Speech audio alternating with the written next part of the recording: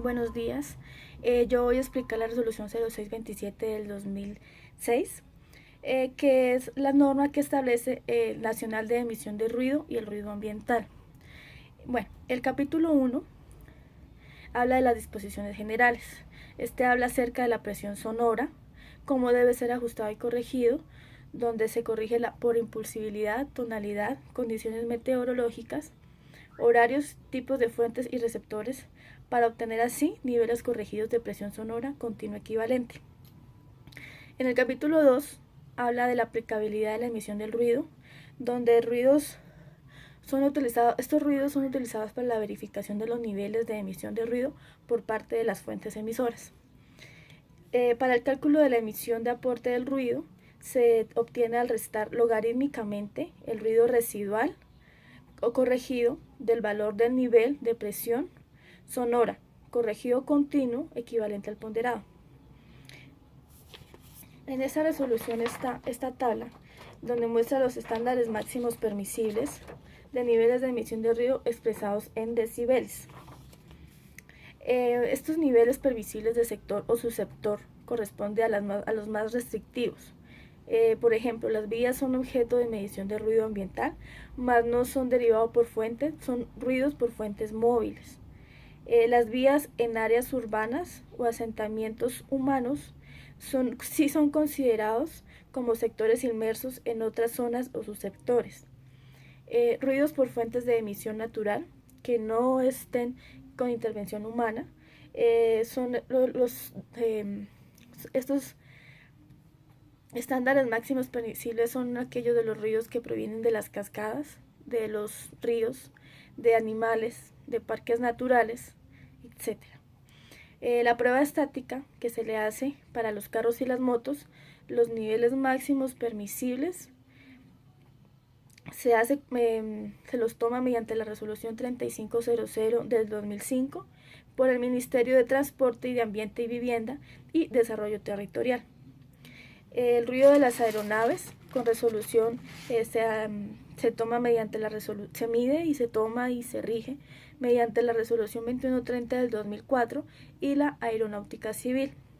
El ruido de los aeropuertos es considerado un sector industrial que también va regido por la aeronáutica civil. En el capítulo 3 vamos a hablar sobre el ruido ambiental. El ruido ambiental es identificar zonas críticas y posibles contaminadores mediante capítulo 2 y 3 del anexo 3 de esta resolución. En la siguiente tabla, que habla sobre los estándares máximos permisibles del ruido ambiental expresados en decibeles. El capítulo 3 simplemente habla de los sectores que son los estándares máximos permisibles de estos niveles de ruido. Habla del sector de tranquilidad y silencio, donde tiene que haber silencio en ruido en hospitales, bibliotecas, guarderías, sanatorios y hogares geriátricos. En el sector B habla de la tranquilidad y ruido moderado, como pueden ser en los colegios, en las universidades, en escuelas, centros de estudio e investigación. O sea, puede ser moderado, más no exagerado. También está el sector C, que es el ruido intermedio restringido. Puede ser zonas permitidas de centros comerciales, almacenes, locales, de tipo comercial como talleres, plazas de mercado, gimnasios, centros recreativos, bares, tabernas, discotecas, etcétera, que tienen un cierto nivel más alto, pero que también debe ser restringido, como por ejemplo se hace ahorita hasta ciertas horas de la noche, para que no molesten a la comunidad, a los que tienen cerca casas, etc. Y está el sector D, que es la zona suburbana o rural de tranquilidad y ruido moderado.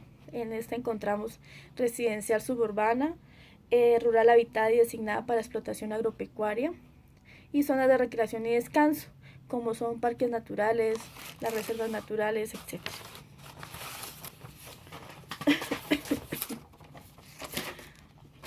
Por acá. ahora sí vamos a hablar del capítulo 4. Los equipos, habla de los equipos de medida y mediciones. Estas son de la selección de equipos para medir el nivel equivalente de presión sonora con ponderación frecuencial, directa o indirecta. Sonómetros de tipo 1, mínimo, tipo 2, y los sonómetros integradores promediadores, que deben ser de tipo P. Bueno, estos equipos deben ser dotados por pistófono o calibrador, pantallas antiviento y un trípode. Se debe hacer un tiempo seco, se recomienda que no esté lloviendo, que la carretera no esté mojada, etc. Bueno, también se debe, para medir la velocidad del viento, se mide con un anemómetro. Si mide más de 3 metros sobre segundo, se mide con una pantalla antiviento y se debe hacer la respectiva corrección de acuerdo a las curvas de respuesta que indique la pantalla. Se tiene que hacer un informe técnico a las curvas de respuesta. También se hace como un formato de todo lo que arroja este equipo. Entonces el informe técnico, como ya dije, fecha de medición, cuando inicia y cuando finaliza, la ubicación donde se hizo la medición, el propósito para qué se hace la medición, la norma utilizada para los niveles permisibles, si cumple o no cumple. Los equipos de medición utilizados con números de serie en el informe, se tiene que poner el número de serie de cada equipo que se utiliza, los datos de calibración, ajuste del instrumento de medida y la fecha, procedimiento de medición que se hace para hacer cada medición, medición de ruido residual, que ya vamos a hablar de eso, condiciones predominantes, condiciones atmosféricas. Como ya dije, es mejor que no esté lloviendo, se recomienda hacer estas mediciones cuando no esté en tiempo húmedo. Procedimiento para la medición del viento, cómo se hizo, explicar cómo se hizo esto. Naturaleza, el estado del terreno, que preferiblemente esté plano para colocar el equipo con su trípode y todo aquello que lo compone. Resultados numéricos y comparación con la norma. Como ya dije anteriormente, se tiene que regir uno la norma con los estándares máximos permisibles y saber si se cumple o no se cumple. Si no se cumple, pues llevar a cabo ciertas cosas para mitigar los daños que se están causando en el ambiente por parte del ruido. Reporte de memoria de cálculo, descripción de fuentes de sonidos, datos cualitativos, conclusiones y recomendaciones que se deben hacer, depende de lo que se encuentre. Un croquis detallado de dónde fue el sitio donde se hizo la medición y copia de los certificados de calibración electrónica de los equipos, muy importante para saber que sí están dando datos exactos. Bueno, los mapas de ruido corresponden a la Corporación Autónoma Regional. Digamos, en este caso, aquí en mi zona sería Corpo Boyacá, como un ejemplo. De desarrollo sostenible, como estoy diciendo, autónoma, entonces la corporación aquí es Corpo Boyacá. También estos hacen planes de descontaminación de ruido. Hablamos ahora del capítulo 5, disposiciones varias.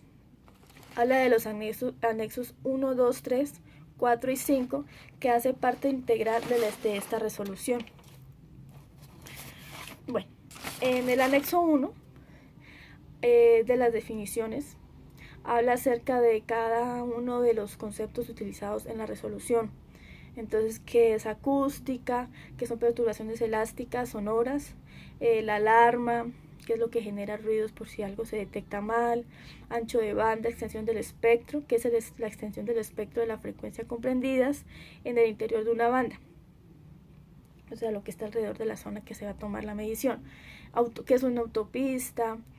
Banda octava, grupo de frecuencias en torno a una banda central. Las frecuencias centrales que toman valores normalizados según la norma de ISO 266 de 75. La calibración, ¿qué es calibración? Campo sonoro, decibeles, decibeles que muestra D, B pequeña, paréntesis A, que es la unidad de medida de nivel sonoro con ponderación frecuencial. Y decibel es la décima parte de un bel. Emisión de ruido, etc. Todo lo que se habla en la norma. En el anexo 2 es la determinación de los valores de ajuste K. La corrección del nivel KS, esto quiere decir que esta KS es si viene instalaciones de ventilación y climatización, bajas frecuencias, entonces 5 decibeles en periodo diurno, 8 decibeles en periodo nocturno. La corrección del nivel KR por horario y la corrección del nivel KT, componentes no tonales de ruido en el lugar de la medición y durante el tiempo que estén presentes estos tonos. Entonces, es decir, si está a 0 decibeles es nula, si está a 3 decibeles es neta, o sea, aceptable, y si es de 6 decibeles está muy fuerte. Entonces, la corrección del nivel K1, que es otra. Entonces, estos son los componentes impulsivos que en lugar de la medición y durante el tiempo que estén presentes esos impulsos. Entonces, lo mismo, estos son los componentes impulsivos, ¿no? La KT, componentes totales. Entonces, los impulsivos, si están 0 decibeles, nulo, en 3 decibeles neto y 6 decibeles está muy fuerte, los componentes impulsivos. Los componentes tonales, dice que sí, es menor de 3 decibeles, no hay componentes tonales. Si 3 decibeles es menor que 5 decibeles, hay un componente tonal neto. Y si el componente tonal es mayor que 5 decibeles, hay un componente tonal muy fuerte. En el anexo 3 hablamos de los procedimientos de medición del capítulo 1. El procedimiento de medición para emisiones de ruido. Entonces dice, primero, la determinación del nivel de presión sonora se hace y expresa con decibeles corregidos por frecuencia conforme a la curva de ponderación normalizada de tipo A, decibeles A. Segundo, los niveles de emisión del ruido cuando están en el interior a fachadas de una aplicación se realiza a 1.5 metros de altura de estas y a 1.20 a partir del nivel mínimo donde se encuentra la fuente. En azoteas se pone el micrófono a 1.20 metros si existe antepecho, entonces se pone a 1.20 metros. Bueno, entonces, el otro es ruidos residuales, lo que les dije que íbamos a hablar ahorita. Entonces, el ruido residual es el nivel porcentil, que es el micrófono que se pone en un trípode para medir la velocidad del viento. Se realizan 2 procesos de medición. Se recomienda realizar 2 procesos de medición 15 minutos, de 15 minutos al menos cada uno. Uno con las fuentes ruidosas funcionando y otro con las fuentes ruidosas no funcionando, para determinar así el punto residual. Ese es el punto residual, cuando suenan y cuando no suenan. El ruido residual de presión sonora continua, equivalente al corregido ponderado, se mide con las fuentes apagadas, lo que les dije anteriormente.